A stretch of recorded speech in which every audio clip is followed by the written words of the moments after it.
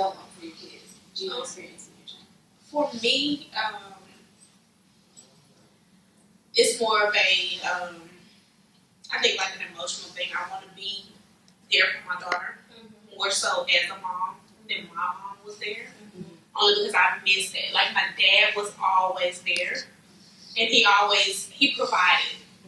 But of course, dads are not moms. So the emotional connection, which is what I was missing, is what I want to provide for her. With me, my mother, love my mother. She was awesome. Still to this day is an awesome mother. And my mother is right up there with being the strongest, the family rock. And so she's very structured, strict, single mother, only child, who's a girl, so protective, and rightfully so. But that kind of overshadowed, I think, a little bit of me, and speaking up and having opinions and that sort of thing. But it was definitely a great example. I think growing older, coming into my own, taking from that now. But as a kid, it was like, she said no. No. Right. It wasn't anything else but no. So for my son, I want him to still have that strength and in leadership, but be able to express himself. With me, be able to take that to other places and express himself appropriately, and have that confidence. So this whole conversation makes me think about how different our experiences are and how our experiences, definitely color and flavor and discolor, our parenting styles and the decisions we make for our children. And then when you add the man into the picture, none of ours. No. Yes, it is ours. But other mothers, husbands, and other fathers, and baby fathers, and all that jazz. So just like we come with our own experiences, fathers come with their own experiences as well. So how do you guys work that out? Inquiring minds want to go. Okay, so for me, it's that we both accept that our parenting styles are different because I am a more structured parent, and he's the fun guy. They have so much fun together, but she needs that. So I stick to my role as doing what is right for me, and I allow them to do their thing. And a lot of times we'll do stuff separately because our parenting styles are different, but it works because she's getting that, both, the best of both. You know what I mean? I really have let go quite a bit, and I recognize that the gifts that he can give them, I can't, and so I'm not so quick to try to make him be like me, because then they wouldn't have a better, well-rounded perspective. And I think, it gets very rocky. I mean, even with, my husband and I, it gets more challenging when it's in the moment. Oh, yeah. So when the child is doing something or has done something or there's an issue and the children are present and there's disagreement, presently in front of the children, So what is your approach when those disagreements on parenting are immediate and they have to be immediately addressed? So it's not something that you may necessarily, you can necessarily go back into the room and, talk about it for a few weeks or a few hours. It's just right then and there. Yeah, I should say my husband and I, parenting styles are somewhat similar. He's more structured than I am as far as discipline and things, and I'm okay with that. And then again, I'm also a little bit more lenient. It's like, okay, I know that's not going to scar you for life. Yeah. Going off of that, do you have certain situations where okay, well, your husband or your baby's father can better handle those particular situations, so I don't even touch that?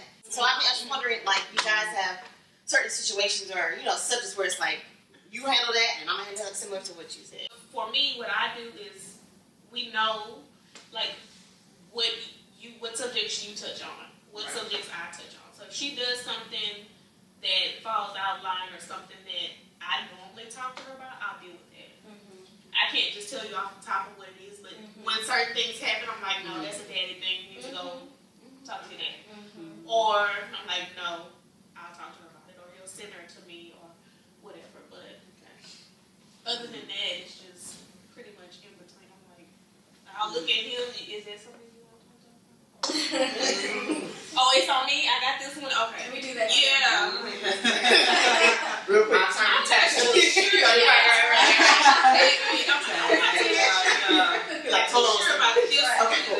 Think about it. Yeah. But what I will say when you were talking about how do you address it in the moment when you have conflict, is what I've really learned to do is, again, going back to my philosophy, God is in control. So I just that resonates with me that I don't need to manage the control of this situation. I will trust that God will be able to rectify this situation. You know, I just try to keep quiet in front of the kids for sure. Because that is not a good look. It's not a good look, let me just say, it's not a good look. And then have a conversation outside of that setting. In that moment though, I have to take some deep breaths, you know. Sometimes I have to remove myself from the situation. We both want the best for our kids.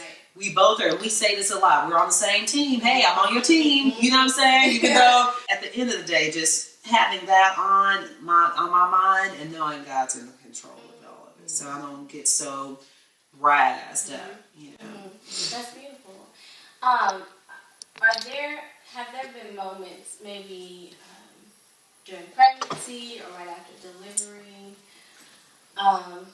where you felt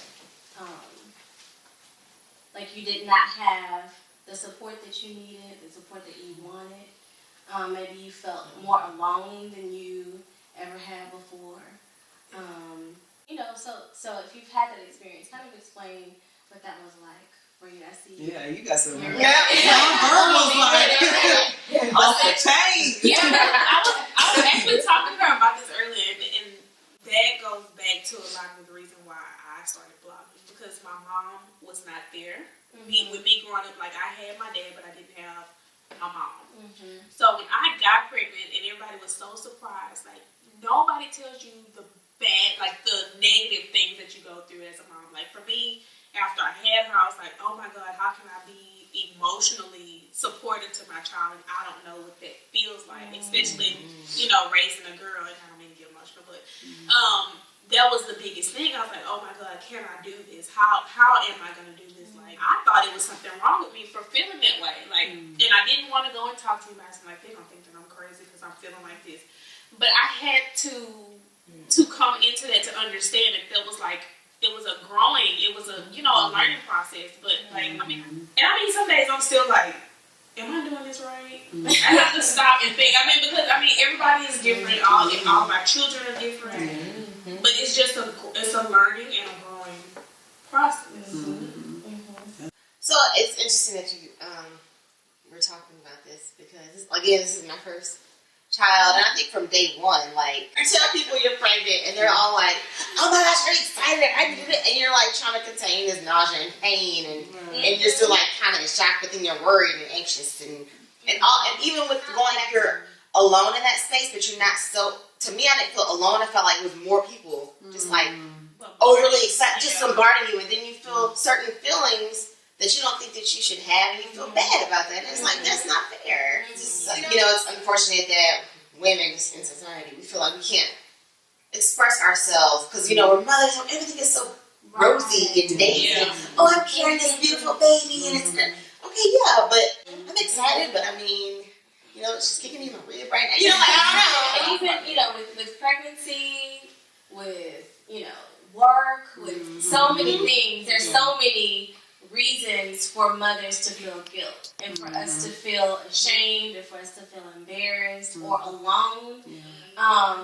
But I think all of those are hindrances, when it comes to really discovering and pushing past and pushing through those emotions, which are completely normal. Yeah. Our kids get on our nerves. Like, I don't like them sometimes. I don't want to be around them. I mean, Thought I was the only one. Right, again, you're not the only one. But the biggest, one of the biggest pitfalls we have, especially as women, is that we feel guilty about our emotions. And we feel guilty about feeling, certain things.